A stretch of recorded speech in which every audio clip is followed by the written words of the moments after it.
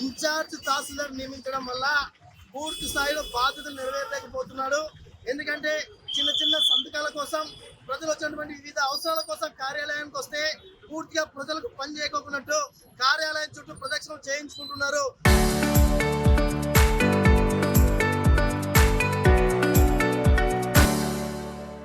ఒకటే ముఖ్య విజ్ఞప్తి చేస్తున్నాం. 1,50,000 జనాభా ఉన్నటువంటి ఈ పట్టణము, దాదాపు మండలంలో 26 గ్రామాలు ఉన్నటువంటి ఈ మండలానికి సంబంధించి ఇన్ఛార్జ్ తహసీల్దార్ నియమించడం చాలా బాధాకరం అని చెప్పి మేము భావిస్తున్నాం.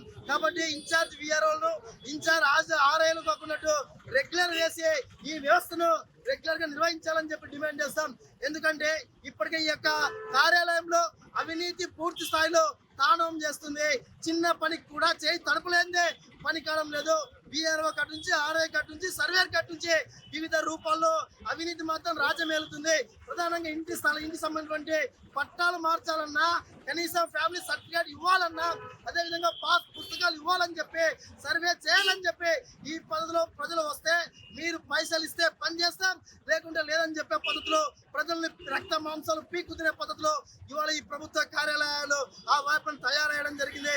కాబట్టి ఏసీపీ అధికారులకు విజ్ఞప్తి చేస్తున్నాం, ఏసీపీ అధికారులకు విన్నవించుకుంటున్నాం, ఏసీపీ అధికారులకు మరొకసారి కమ్యూనిస్టు పార్టీగా విజ్ఞప్తి చేస్తున్నాం.